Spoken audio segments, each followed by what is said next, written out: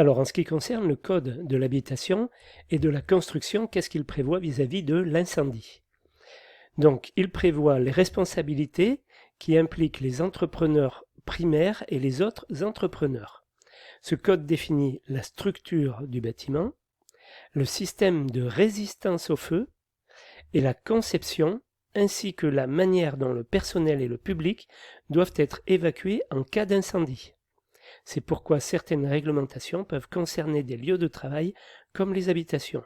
Voilà. Alors les responsabilités des entrepreneurs primaires et autres entrepreneurs, ce sont au niveau de la conception, au niveau et de l'utilisation. Voilà.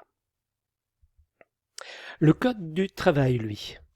Le Code du travail énonce les obligations des utilisateurs des lieux de travail concernant l'équipement, la manière dont le système d'évacuation est organisé, y compris la formation des employés, par exemple aux extincteurs, entre autres. Pour les ERP et les immeubles de grande hauteur, les bâtiments sont classés selon qu'ils sont un établissement recevant du public ou qu'ils sont un immeuble de grande hauteur, et des réglementations plus spécifiques sont en vigueur en fonction de ce type de classement. Ces réglementations spécifiques incluent des normes pour les matériaux et les types d'installations utilisés, c'est ce qu'on va voir par la suite. Classement des établissements installés dans un bâtiment. Alors là, la liste est assez longue, donc je vais vous passer les diapos, on va y regarder rapidement. Savoir qu'un magasin de vente, un centre commercial, il est classé selon la lettre M. Les restaurants et débits de boissons, la lettre N. Qu'est-ce qui est important? Bibliothèque S, salle d'exposition, donc les salles d'exposition T, parce que les musées c'est Y. C'est attention à ça. Bon, vous verrez ensuite, ça c'est lorsque on met en place un certain nombre d'équipements, justement.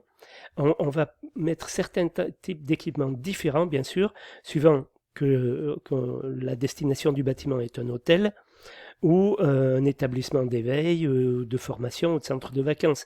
C'est pas tout à fait la même chose. Voilà. Les établissements spéciaux, ce sont les établissements de plein air, PA, CTS, chapiteaux, tentes, enfin les cirques, les choses comme ça.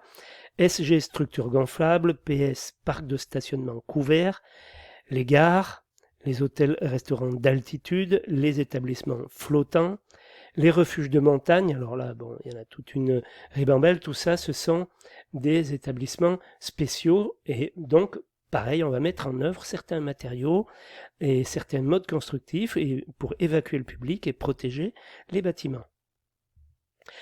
Pour les ERP, les différentes catégories, donc les ERP ne reçoivent pas tous le même nombre de personnes. Ils sont donc classés en catégories selon le nombre maximal de personnes susceptibles d'être présentes au même moment dans l'établissement. Catégorie représentée par un nombre de 1 à 5. La catégorie d'ERP est obtenue en fonction de l'effectif du public et de celui du personnel, sauf pour le RP de 5e catégorie où seul l'effectif du public compte. Donc on va voir les catégories. La classification se fait en deux groupes.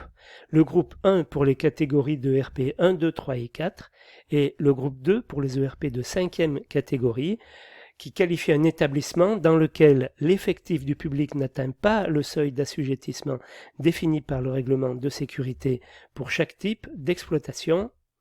On va voir comment ça se passe.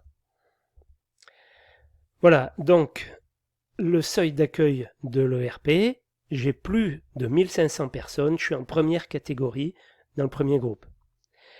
J'ai au même moment entre 701 personnes et 1500 personnes, je suis le bâtiment est classé deuxième catégorie. 301 personnes à 700 personnes au même moment, troisième catégorie. Pas oublier, public plus personnel.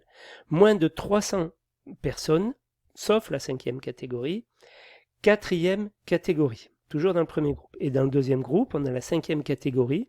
Au-dessus du seuil fixé par le règlement de sécurité, on va voir les détails après. Donc, dans la cinquième catégorie, le personnel n'est pas pris en compte dans le calcul de l'effectif et les règles en matière d'obligations sécuritaires sont allégées. Voilà. Donc ça veut dire, pour être en limite de 5e catégorie. Alors, suivant la classification qu'on a vue tout à l'heure, J, structure d'accueil pour personnes âgées, hein, les EHPAD, effectif des résidents, total de l'ensemble des niveaux, que ce soit au sous-sol ou dans les étages, enfin rez-de-chaussée compris, 25 personnes. Effectif total avec le personnel, 100 personnes.